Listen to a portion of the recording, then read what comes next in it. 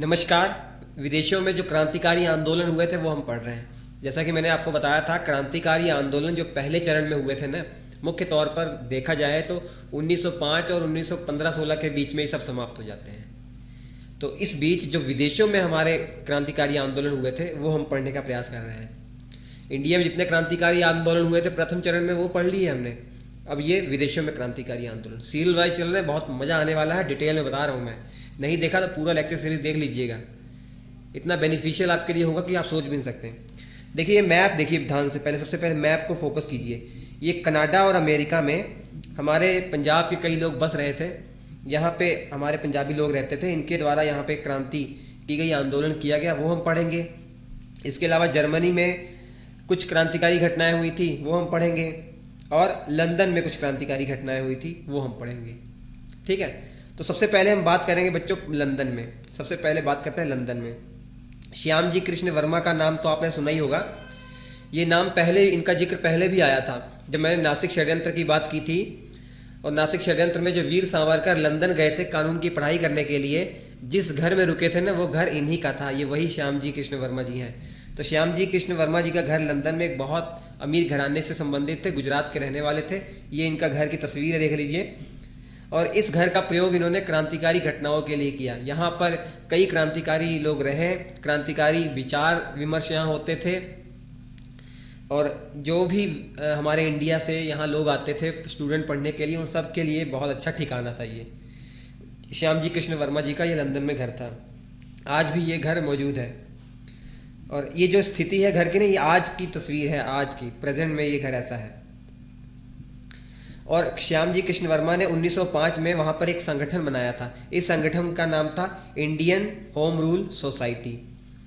भारत में home rule league की स्थापना आपको पता ही है, तिलक जी और एनी बेसेंट के द्वारा, वो 1916 में हुई थी। ये 1905 की मैं बात बता रहा हूँ। ठीक है, ये 1905 बहुत पहले की बात है। इंडियन होम रूल सोसाइटी की स्थापना श्याम जी कृष्ण वर्मा के द्वारा हुई थी वहाँ पे। और इस सोसाइटी ने एक अखबार चलाया था जिसका नाम था इंडियन सोशलिस्ट पत्रिका। और इस इंडिया हाउस में जो श्याम जी कृष्ण वर्मा का घर था, यहाँ कई क्रांतिकारी लोग रहे हैं। वीर सावरकर जी जैसे रहे हैं, लाला हरदयाल जो आगे चलकर आप गदर आंदोलन पढ़ेंगे उनमें इनका जिक्र आएगा, अजीत सिंह, सरदार अजीत सिंह, मदन लाल धींगरा जैसे ये क्रांतिकारी लोग यहाँ रहे हुए हैं इस घर में। तो इनके बारे में बताने का पर्पस एक ही था, क्योंकि इनके घर में मदन लाल धींगरा जी रहते थे और इन्होंने बहुत ही खतरनाक एक कांड कर दिया था वहाँ। ये मदन लाल धींगरा जी है ना, इन्होंने हत्या कर दी थी, पता किसकी? करजन वायली की। करजन वायली जासूसी करवा रहा था कि इस घर में क्या हो रहा है क्या नहीं हो रहा है, अपने स्टूडेंट भेजकर यहाँ पे जासूसी करवाता था। जब ये बात पता लगी धींगरा साहब को तो इन्होंने हत्या कर दी, गोली मार दी। और पता है करजन वायली कौन था? करजन वायली उस समय के जो भारत सचिव थे लॉर्ड मार्ले, उनका पर्सनल सेक्रेटरी था, या कहा जाए बॉडीगार्ड था, या कहा जाए राजनीतिक सलाहकार था। ठीक है, क्योंकि उस समय इतना सिस्टम डेवलप नहीं था कि बॉडीगार्ड अलग हो, जैसे आज एसपीजी होते हैं और सलाहकार देने वाला अलग हो। एक ही लोग होते थे, वो राजनीतिक सलाहकार और बॉडीगार्ड दोनों का काम करते थे। तो ये करजन वायली की हत्या मदन लाल धींगरा ने कर दी थी, और जुलाई 1909 की घटना है। इसके लिए मदन लाल धींगरा को ब्रिटेन में ही फांसी दे दी गई। ब्रिटेन की घटना है ये, ठीक। और फांसी कब हुई? 17 अगस्त 1909 में ही फांसी हो गई। देख रहे हैं कितना तेजी से सिस्टम इनका काम कर रहा है। एक महीने बाद ही फांसी हो गई। तब ये मात्र 26 वर्ष की आयु के थे ये मदन लाल धींगरा साहब। देख लीजिए इनकी तस्वीर। तो लंदन में जो क्रांतिकारी घटना मदन लाल धींगरा के द्वारा हुई थी ये आपको पढ़ना है। और ये किस घर में रहते थे? इंडिया हाउस में रहते थे। किसके द्वारा बनवाया गया था? किसका घर था वो? श्याम जी कृष्ण वर्मा का घर था। ये आप याद कर लीजिए। श्याम जी कृष्ण वर्मा ने इंडियन होम रूल सोसाइटी की स्थापना की थी, ये आपको याद रखना है। इंडियन सोशलिस्ट ये पत्रिका चलाई थी, इतना आप याद रख लीजिए। अब उसके बाद चलते हैं बच्चों, जर्मनी की बात करते हैं। मैडम भीखा जी, मैडम भीखा जी कामा एक पारसी औरत थी, बहुत ही फेमस औरत है, समझ लीजिए। इनके पति का नाम है रुस्तम जी कामा जी। रुस्तम जी कामा इनके पति हैं। और इनके से संबंधित घटना आपको ये याद रखनी है कि जर्मनी के अंदर, जर्मनी में एक जगह है, ये जगह का नाम है स्टुटगार्ट। तो वहाँ पे 1907 में अंतर्राष्ट्रीय समाजवादी कांग्रेस का सम्मेलन हुआ था, उस सम्मेलन में इन्होंने भाग लिया था। और इसके अलावा भाग लिया, यहाँ पे भारत का पहला तिरंगा इनके द्वारा वहाँ फहराया गया। ये तिरंगा, ये तस्वीर में देख सकते हैं आप, ऊपर ग्रीन कलर है, बीच में येलो है और ये रेड है, बीच में वंदे मातरम लिखा हुआ है। तो ये प्रथम राष्ट्रीय झंडे को फहराया था जर्मनी के स्टुटगार्ट में जो सम्मेलन हुआ था। कौन सा सम्मेलन था? अंतर्राष्ट्रीय समाजवादी कांग्रेस का सम्मेलन था। ये याद रखेंगे, बस यही आपको याद रखना है। इसके अलावा एक नोट याद रखेंगे भीखा जी की, मैडम भीखा जी के बारे में, कि इन्होंने पेरिस के अंदर वंदे मातरम पत्रिका भी चलाई थी 1909 ईस्वी में। प्लीज़ आप कमेंट करके बताइएगा कि बंगाल में वंदे मातरम एक बुक भी थी, किसके द्वारा लिखी गई है बुक? कहीं गलत मत बताइएगा, कहीं ये मत बता दीजिएगा कि जो है वंदे मातरम गाना वाला वो सिस्टम नहीं है। बंकिम चंद्र चटर्जी ने वो गीत लिखा था, लेकिन वंदे मातरम एक पुस्तक भी थी। बंगाल में क्रांतिकारी आंदोलन के समय मैंने पढ़ाया था, बताइएगा कमेंट करके। अब चलते हैं हम अमेरिका बच्चों, कनाडा और अमेरिका में चलते हैं। गदर पार्टी और गदर आंदोलन के बारे में बताता हूँ, बहुत फेमस है, बहुत इंपॉर्टेंट है।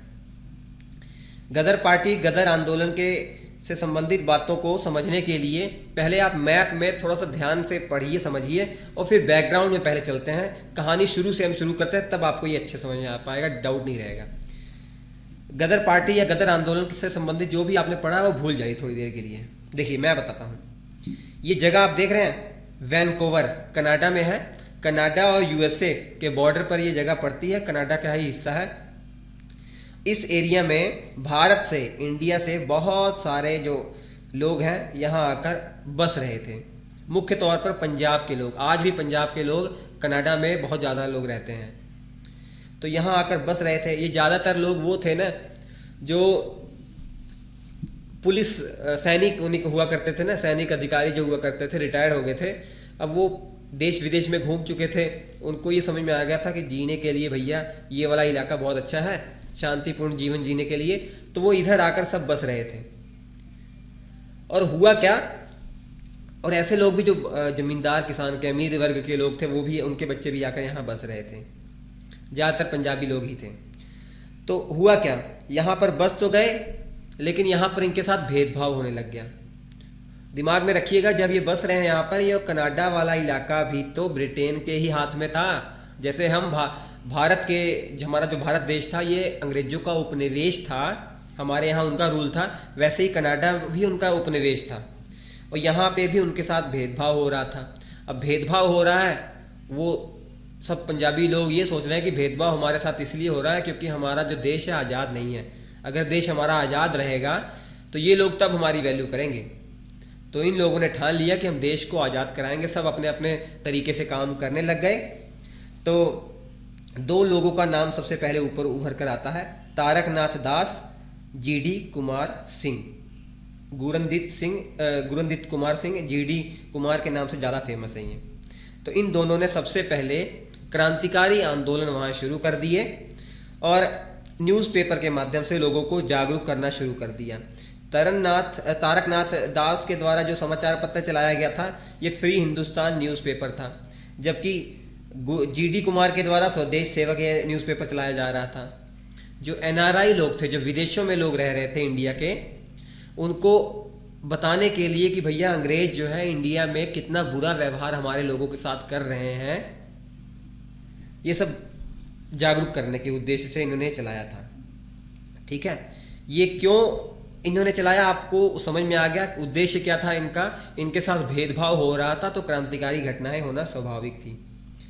अब अंग्रेजों को पता लग गया कि भैया ये तारकनाथ दास और जीडी कुमार जो है ऐसी घटनाएं घट रहे हैं, ऐसी घटनाएं कर रहे हैं, ये न्यूज़ के माध्यम से लोगों को जागरूक करने का प्रयास कर रहे हैं। और आपको बताया कि वहाँ भी अंग्रेजों का ही रूल था, इसलिए उन्होंने 1910 में अंग्रेजों ने बहुत बड़ा एक्शन ले लिया। एक्शन ये ले लिया कि वैनकूवर से भगा दिया इन दोनों को, वैनकूवर से वहाँ से भगा दिया तारकनाथ दास और जीडी कुमार को, कनाडा से बाहर कर दिया। कनाडा के वैनकूवर, ये वैनकूवर जगह है, ये नाम याद रखिएगा, वैनकूवर।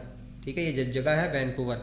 वहाँ से जब भगा दिया तो ये लोग कहाँ गए, 300-400 किलोमीटर की दूरी पर ही अमेरिका वाले क्षेत्र में एक जगह पड़ती है जिसका नाम है सीटल में चले गए। तो ये लोग सीटल में आ गए और यहाँ से अपनी कामकाज, अपनी जो घटनाएं कर रहे थे क्रांतिकारी, वो करने लग गए। बस इनका इतिहास यहीं तक आपको याद रखना है, ठीक है। अमेरिका में ही सीटल जगह है, वहाँ पे ये क्रांतिकारी घटनाएं करने लगे। और अमेरिका में ही 1911 में एंट्री हो जाती है लाला हरदयाल की। लाला हरदयाल अमेरिका आ जाते हैं 1911 में। ये लाला हरदयाल 1905, 6, 7, 8, 9 तक आपने देखा लंदन में थे, ठीक है, उनके घर पे श्याम जी कृष्ण वर्मा के। और लाला हरदयाल जी यहाँ आ जाते हैं और वहाँ पे एक कॉलेज था। ये कॉलेज कहाँ था? स्टैनफोर्ड में था। इस यूनिवर्सिटी का नाम भी स्टैनफोर्ड था और ये यूनिवर्सिटी कहाँ थी? स्टैनफोर्ड। और ये जगह का नाम है कैलिफोर्निया स्टेट है। ये देख लीजिए मैप में, अमेरिका का मैप है, ये कनाडा के नीचे में अमेरिका का मैप है। ये जो जगह है स्टैनफोर्ड है, ओ सॉरी ये कैलिफोर्निया है। कैलिफोर्निया के अंदर एक शहर है स्टैनफोर्ड, जैसे हमारे यहाँ स्टेट है वैसे वहाँ पे कैलिफोर्निया एक तरीके से स्टेट, और उसके अंदर जगह है ये स्टैनफोर्ड, ठीक। तो स्टैनफोर्ड यूनिवर्सिटी में ये लेक्चरर बन गए लाला हरदयाल। लेकिन मेन इनका उद्देश्य क्रांतिकारी कार्यक्रम को ही मेन उद्देश्य इनका था। इन्होंने सबसे पहले युगांतर सर्कुलर एक पैम्पलेट शुरू किया। एक पैम्पलेट जो होते हैं ना, पैम्पलेट स्कूल कोचिंग वाले जो बांटते हैं, उस टाइप का इन्होंने एक पैम्पलेट छपवाने शुरू किए जिसका नाम था युगांतर सर्कुलर। उसमें ये क्या करते थे, उसमें इंडिया के जो महान लोग जिन्होंने अभी जल्दी जल्दी कोई अच्छी अच्छी घटनाएं की हैं, अच्छे अच्छे काम किए हैं, वो बहादुरी के किस्से इस पर छापते थे। जैसे ये 1912 में इन्होंने ये छापना शुरू किया है ना, 1912 में छापना शुरू किया है, तो 1913 जनवरी 1913 के आसपास ये पैम्पलेट में इन्होंने छापा। कौन सी घटना पता है? जो दिल्ली में बम कांड हुआ था वो इन्होंने छापा और रास बिहारी बोस को हीरो बनाकर उसमें दिखाया इन्होंने। दिल्ली बम कांड जिसके मास्टरमाइंड रास बिहारी बोस को माना जाता है, उनके बारे में, उनकी कहानियों के बारे में इन्होंने छापा। ये सब करने का पर्पस क्या था? लोगों को मोटिवेट करना कि देश के लिए कुछ लोग हैं, काम कर रहे हैं, आप भी बैठे मत रहिए, आप भी कुछ ना कुछ क्रांतिकारी कार्यक्रम कीजिए ताकि हमारा देश आज़ाद हो जाए। उसके बाद बच्चों 1912-13 के आसपास ना लाला हरदयाल और सोहन सिंह भाकना ने मिलकर एक संगठन बनाया। सोहन सिंह भाकना ये बहुत इंपॉर्टेंट शख्स हैं। सोहन सिंह भाकना और लाला हरदयाल ने एक संगठन बनाया जिस संगठन का नाम था the Pacific Coast Hindustan Association. और यही आगे चलकर 1913 में 15 जुलाई 1913 में गदर पार्टी के रूप में जाना गया। तो गदर पार्टी वैसे तो शुरू की गई थी लाला हरदयाल और सोहन सिंह भाकना के कारण, और इसके अध्यक्ष जो बन जाते हैं सोहन सिंह भाकना। तो जब भी प्रश्न आता है कि गदर पार्टी या गदर आंदोलन के संस्थापक कौन थे, गदर पार्टी ने जो आंदोलन किया वही गदर आंदोलन है, संस्थापक कौन थे, तो ऑप्शन में सोहन सिंह भाकना ही ज़्यादातर आता है। लाला हरदयाल बहुत कम विकल्प में आते हैं। ऐसा इसलिए क्योंकि एक साल के बाद ही 1914 में लाला हरदयाल ने इस पार्टी को छोड़ दिया था। जब अंग्रेजों ने इनको जेल में डाल दिया था उसके बाद इन्होंने गदर पार्टी से नाता तोड़ दिया था लाला हरदयाल ने। इसलिए सोहन सिंह भाकना लास्ट तक जुड़े रहे इससे। और 1968 में इनकी मृत्यु हुई थी सोहन सिंह भाकना की, और 1968 तक जिए और बहुत सम्मान के साथ अमृतसर में ही जिए। मैं लुधियाना में रहता हूँ, हमारे आस पड़ोस के जो बुजुर्ग लोग हैं वो मिले हुए हैं इनसे, तो एक सब किस्से कहानियाँ बताते थे ऐसे। तो 15 जुलाई 1913 में गदर पार्टी बन गई, समझ में आ गया आपको, ठीक है। और गदर पार्टी ने अपना हेडक्वार्टर कहाँ बनाया? कैलिफोर्निया में एक जगह है, इस जगह का नाम है सैन फ्रांसिस्को। ये कहाँ पे है? कैलिफोर्निया के अंदर ही है। 50 किलोमीटर की दूरी पर है। जो स्टैनफोर्ड कॉलेज था, स्टैनफोर्ड जो जगह थी उससे 50-60 किलोमीटर की दूरी पर एक शहर था सैन फ्रांसिस्को, कैलिफोर्निया के अंदर, अमेरिका के कैलिफोर्निया के अंदर। उसे इन्होंने हेडक्वार्टर बनाया और यहाँ पर एक आश्रम खोला इन्होंने जिसे युगांतर आश्रम कहा गया, और यही इनका हेडक्वार्टर था। ये तस्वीर में देख रहे हैं आप, एक घर है युगांतर आश्रम जिसको नाम दिया गया। यहीं पर गदर पार्टी के लोग रहते थे, यही इनका ठिकाना था, यहीं से ये अपना काम काज करते थे। और यहीं पर इन्होंने न्यूज़पेपर भी छापने शुरू कर दिए, गदर न्यूज़पेपर छापे जो कई कंट्री में फेमस हो गए। कई कंट्रियों में इस तरीके के न्यूज़पेपर छपने लग गए जिससे लोगों को इंटरेस्ट आता था और क्रांतिकारी रास्ते पे चलने को मोटिवेट वो हो रहे थे। तो ये इनका अड्डा था गदर पार्टी का, सैन फ्रांसिस्को में इनका युगांतर आश्रम था, वहीं से ये लोग काम करते थे। वीकली न्यूज़पेपर द गदर छपता था ठीक है, जो अंग्रेजों के द्वारा भारत में अन्याय किया जा रहा है वो छापते थे, भारत के वीरों की कहानी बताते थे, जो क्रांतिकारी घटनाएं हो रही थी उनकी कहानियां यहाँ छापते थे लोग मोटिवेट होने के लिए। और 1914 में लाला हरदयाल जी को गिरफ्तार कर लेते हैं अंग्रेज, लेकिन कुछ दिनों बाद छोड़ तो देते हैं, लेकिन उसके बाद जेल से छूटने के बाद लाला हरदयाल जी ने गदर आंदोलन, गदर पार्टी से नाता तोड़ लिया था। तो इनका सफ़र यहीं तक था लाला हरदयाल जी का। उसके बाद सोहन सिंह भागना जुड़े रहे, अध्यक्ष पद पे हैं, और यही सर्वा माने जाते हैं गदर पार्टी, गदर आंदोलन के। जब 1914 मई 1914 और इसके 2 महीने के बाद जुलाई 1914 में 2 ऐसी घटनाएं होती हैं जिससे कि जो गदर पार्टी वाले थे इतने गुस्से हो गए, इन्होंने ठान लिया कि भैया अब हम इंडिया में जाएंगे और इंडिया में आंदोलन करेंगे। अभी तक इनके आंदोलन कहाँ हो रहे हैं, इनका अड्डा अमेरिका में है, लेकिन 1914 में 2 घटनाएं होती हैं, उस 2 घटनाओं की वजह से ये ठान लेते हैं कि इंडिया में ये जाएंगे। कौन कौन सी घटनाएं? पहली घटना तो कामागाटा मारू घटना है। एक जहाज था कामागाटा मारू, जापान का जहाज था, आगे डिटेल में इसके बारे में कहानी पढ़ने वाले हैं। और उस जहाज से लगभग 367 मेनली सरदार थे, बाकी और धर्म के थोड़े बहुत लोग थे, लेकिन ज़्यादातर सरदार थे, वो कनाडा आ रहे थे जहाज से। यहाँ परमिशन उनको नहीं मिली। मैप में मैं आपको दिखा के बताता हूँ, कहाँ गया मैप, हाँ देखिए मैप है ना, ये आपको मैप दिखाई दे रहा है, ठीक है। ये अपना इंडिया है और इंडिया के यहाँ देख लीजिए जापान है। जापान से एक जहाज रेंट पे लिया जाता है। गुरप्रीत सिंह जी का नाम आगे जिक्र आएगा, गुरप्रीत सिंह। कामागाटा मारू जब घटना में डिटेल में बताऊंगा, अभी मैं शॉर्ट में बता रहा हूँ कहानी समझने के लिए। गुरप्रीत सिंह ने यहाँ जापान से लीज पर एक जहाज लिया जिसका नाम था कामागाटा मारू। एक जहाज किराए पे लिया, इसमें लगभग 367 लोग रखे गए। जैसे पंजाबी लोग जा रहे हैं ना इधर कनाडा में बसने के लिए जा रहे हैं, उसी पर्पस से लोग वहाँ से इंडिया से जा रहे थे। कहाँ? ये कनाडा जा रहे थे बसने के लिए। 367 लोग थे, ज़्यादातर पंजाबी थे, सिख थे। तो आप कहाँ से जाएंगे? यहाँ से ऐसे घूम के तो जा नहीं सकते। क्यों? क्योंकि ये दूर पड़ जाएगा। आपको पता पृथ्वी गोल है, तो ये इधर से इस साइड चले जाएंगे, इस साइड जाएंगे तो यहाँ से ये इधर पहुँच जाएंगे, नज़दीक है। जो वो कनाडा के समीप पहुँचने वाले थे, तो उनको कुछ किलोमीटर दूर पहले ही रोक लिया गया। ठीक है, उनको बंदरगाह पर रोक लिया गया और उतरने नहीं दिया गया। बताऊंगा कारण भी बताऊंगा क्यों कारण। रातों रात कानून चेंज कर दिया और बोला वापस जाइए। तो यहाँ पर ये बेचारे तड़पते रहे, तो आखिरकार कुछ लोगों को उतारा गया वहाँ पे, बाकियों को भेज दिया गया। फिर से वो सफ़र करके आते हैं इंडिया में। बंगाल वाले बंदरगाह पर उतरते हैं और यहाँ पर अंग्रेज भी इनके साथ बुरा व्यवहार कर देते हैं। ये इतना परेशान, इतना घूम फिर कर आए हुए हैं, इनको परेशान कर दिया जाता है। भूख से तड़प रहे हैं, 2-3 महीने से ये घूम ही रहे हैं इधर उधर। तो वहाँ पे झड़प हो जाती है अंग्रेजी सैनिक और सरदारों की, तो कई सरदार मारे जाते हैं। तो ये जब घटना थी, ये कामागाटा मारू इंसिडेंट था। इस घटना के बारे में जब जानकारी मिलती है गदर पार्टी वालों को, वो गुस्से हो जाते हैं कि हमारे लोगों को इतना परेशान किया गया, अब हमको बदला तो लेना ही लेना है।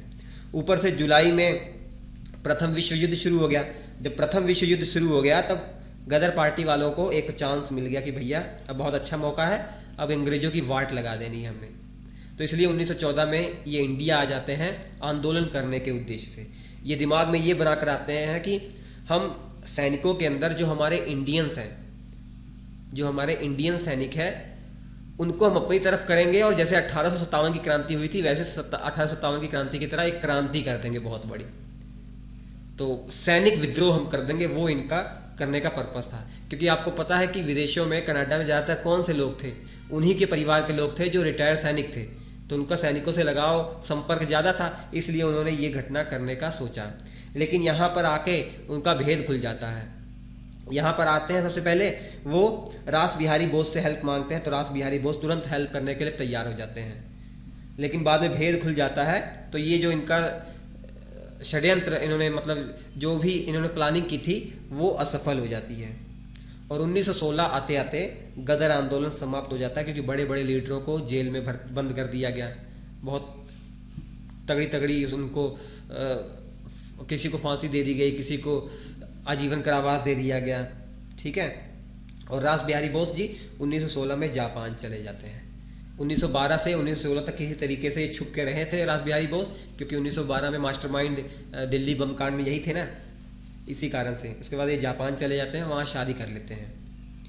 तो 1916 तक ये गदर आंदोलन समाप्त हो जाता है। अगले वीडियो में हम कामागाटा मारू की पूरी कहानी डिटेल में पढ़ेंगे। आपको तो ये समझ में आ ही गया कामागाटा मारू ओवरऑल, लेकिन डिटेल में पढ़ेंगे। तो उम्मीद कर रहा हूँ आपको गदर पार्टी, गदर आंदोलन समझ में आ गया होगा। विदेश में क्रांतिकारी आंदोलन में सबसे इम्पोर्टेंट टॉपिक यही था, ठीक है। मैं फिर से आपको बता देता हूँ ध्यान से। बैकग्राउंड में क्या है भैया, इंडिया से कनाडा कुछ लोग बसे हुए हैं हमारे पंजाबी, अच्छे जीवन की तलाश में, लेकिन उनके साथ भेदभाव किया जाता है। तो तारकनाथ दास जी और GD कुमार जी ये क्रांतिकारी आंदोलन शुरू कर देते हैं। उनको वहाँ से भगा दिया जाता है, तो ये अमेरिका के सीटल में आ जाते हैं, वहाँ बस जाते हैं, वहाँ से अपनी क्रांतिकारी गतिविधियाँ कर रहे हैं। और उस पर से लाला हरदयाल जी 1911 में इंडिया आ चुके हैं, और युगांतर सर्कुलर पैम्पलेट उन्होंने छापने शुरू कर दिए हैं। लोगों को क्रांतिकारी रास्ते पे चलने के लिए बताना शुरू कर दिया उन्होंने। तो उनको सोहन सिंह भाकना का साथ मिलता है और ये संगठन बनाते हैं the Pacific Coast Hindustan association.